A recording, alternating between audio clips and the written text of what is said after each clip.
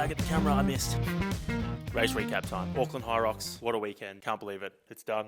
It's been about a week, so I've had time to sit with my feelings and I'm going to share my feelings. So the way I'm going to structure this, I'm going to go lead up to the race. I'm going to talk about race day, pre-race, the actual race, and then kind of work through it like that. First up, lead up to the race. Now, the timing of Auckland Hyrox was awkward. Wasn't great in terms of training because I hit Melbourne. I wanted to take time off, 2 weeks off the back of Melbourne to give myself a bit of a mental break, which I did. That left only 4 weeks before Auckland. So I made the call pretty early on that Auckland was not going to be a race that I was going to try and peak for because it just wasn't worth it. And it meant that I was going to waste a decent chunk of time in the lead up to Worlds. So I decided to still race because I think race experience is invaluable, but accept the fact that it was never going to be a race that I peaked for. And the results are kind of interesting when you take that into consideration, but we'll get there in a second. So because I wasn't peaking for it, that doesn't mean that I wasn't going to go and try. And I think anyone or any athlete who tells you that they're going to do a race and not try is full of themselves. There is no chance you're going to get out there and not try.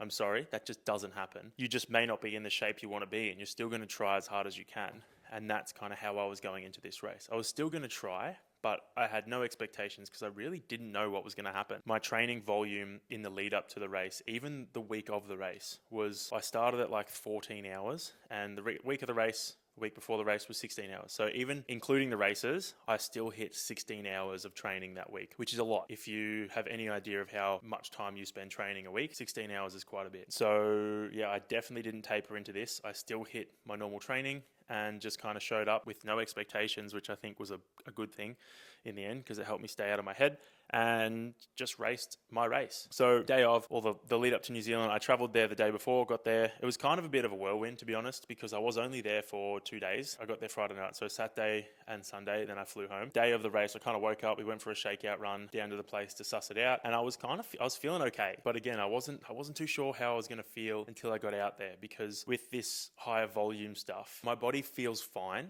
to the touch and when I move around. It's not until I start doing stuff that I get tired and fatigued quicker.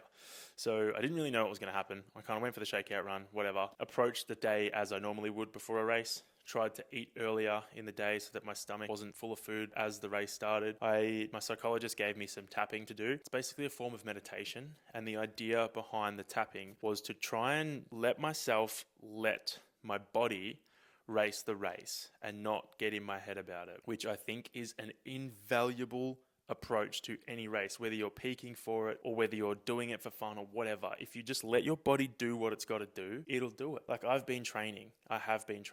So my body's fit and it's capable. If I just let it run its race and stay out of its way, then I think it's going to be successful. I don't have to waste energy thinking about things. And that was kind of how I was approaching this race. I was going to go in it and just do. Not think, just do. So right before the race, had some videographers and photographers come, which got fantastic shots, mind you, which I'm playing photos in the background and I'll put clips over this. Fantastic shots. I showed them around the venue. I think I got to the warm-up zone 20 minutes or 15 minutes before the race, which is tight for me. Usually I like to be there a little earlier, but it was fine. Did a couple of skis, did a couple of lunges, mostly so they could get some cool shots of me. And then we kind of went into the start tunnel, which was like, I was a bit, not overwhelmed, but it was like, it happened pretty quickly. And then I was just standing there like, shit, we're about to start. I kept coming back to just go out and race your own race. And that helped bring me down and helped kind of calm me a little bit, which was nice.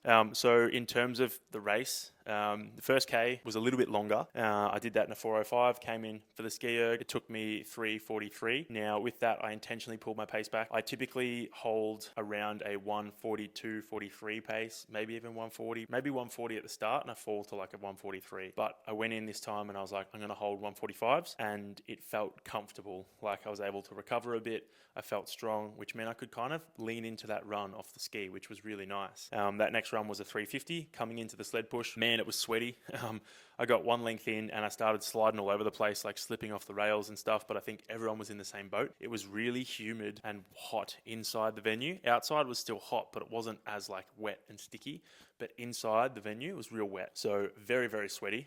Hit the push. I'm not going to talk about every movement, but basically, as I was going through the race, I started realizing that I was picking off more and more people. And then coming off the sled pull, I came out the same time as Tom Rogers. And I was like, oh, okay, like this is interesting. He must have struggled a bit on that, whatever. And we hit that. Then coming around through the burpees into the rower, I realized I was sitting in fourth. And fourth by like probably anywhere from 40, 50 seconds to a minute and a half, maybe. I'm not quite sure, but I remember being on there for a little while before anyone else came in. And it kind of hit me when I was on the rower that I was sitting in fourth overall, which is crazy. And then Matt Locke asked my name, and I'm like, shit myself. I thought I'd done something wrong. I hadn't. He just wanted to know my name so they could announce over the thingo. But yeah, it hit me then. I was like, oh my gosh, this is crazy. And I started to think a little bit about, you know, what was going to happen.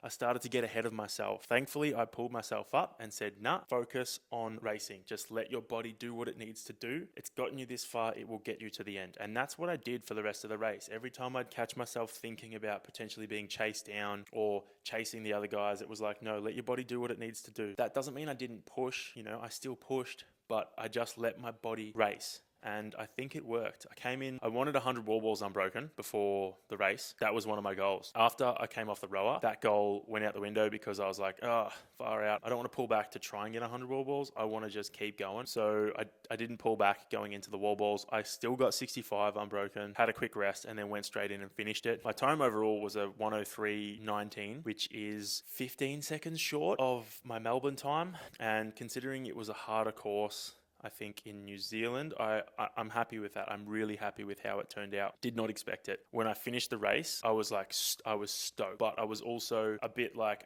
damn, now what am I going to do for training? Because I'm meant to be at the bottom of my pyramid here, building to a peak. Have I like got the pyramid the wrong way around? I know now what I need to do, but get there in a second. So it kind of threw a spanner in the works in terms of my training, but in terms of the race itself, it felt fantastic. I didn't feel like I had to reach as hard as I did in Melbourne to get that time. It felt comfortable. It was hard and I pushed, but it felt very comfortable. I think it played in my advantage a little bit. I'm pretty conditioned to the heat, I believe. I sauna a lot, and I think I'm a very strong runner. So like the little undulations outside in the hills didn't get me as bad as I think it got other people. But overall, I'm stoked with the race. My movements are all within range of the top guys. It's just my running, and I haven't started to train my running yet because I'm building towards Worlds. That's going to come a little later on. So as everything sits after doing Auckland, I am so excited to see where I end up, you know, in the coming months. I'm obviously going to race Brisbane. That's probably going to be the same as Auckland. I may do a little more running in the lead up to it, but I think it's still a little too early. I'm still trying to build a base. I'm still trying to get just volume in and keep my training hours nice and high. So I don't think it's going to be a race that I can peak for. Well, it's not going to be a race that I can peak for. Again, doesn't mean I won't try, but it excites me to see how it's all panned out. Now we'll talk aftermath of the race or this past week. It's been interesting. At first, I was struggling a bit with my training and stuff like that. Didn't really know what I was going to try and do. Now I know that I need to stick to my plan because the plan is there for a reason. I'm going to continue my base build, keep trying to stack hours of training. That way, when I do bring that intensity in, I'm going to be able to handle it. I'm going to be able to recover from it. And hopefully it will work and it will, I guess, peak me for the race. And ideally, it'll work and I'm at the bottom of the pyramid now. By the time we get to Worlds, I'll be at the top. I'll be running fast. My movements will still be there and I'll be able to compete with the top guys, which is exciting. In terms of how my body pulled up, I raced again on the Sunday with Maddie. Maddie Wild, we did mixed doubles. We actually raced really well. We were both like pretty sore because we raced the day before. Came in at an hour and 59 seconds, which was cool. Again, we had the same approach. We're going to go out and race our race and just see what happened. And, you know, it turned out really well. We're both pretty tired, but we just kept pushing. Like, we're never not going to try, but we weren't going to go out and get toxic about trying, if that makes sense. We had a pretty fun time racing and yeah, so my body was pretty sore for the first half of the week. It is now Saturday and I've kind of come good again, been able to do a bit more training. My approach for training this week has intensity right down, dropped the load back on my strength movements, kept the reps nice and high, but dropped the load right back just to allow space for my body to recover. But I've still done a lot of volume because I want that volume in. That way I can recover from the race, I can recover from the training I've done this week, and then launch back into things next week and keep training, keep stacking bricks before Brisbane, which is in 2-3 weeks. I don't even know. I only just got a ticket last night. I also heard Hunter's racing, which is pretty cool. I would love to be in the same wave as Hunter McIntyre. I think that would just be goals. Anyway, that's it. Thanks for watching. Race recap Auckland, done and dusted. See you guys in Brisbane. If you see me, come and say hi, or like poke me. Don't poke me. come and say hi. Tap me on the shoulder or something. Don't poke me. I don't like being poked. See you in Brisbane. I'm going to throw my flag at the camera. I missed. That's awkward. I'm going to do it again. That can be the end shot. How good. That's cool.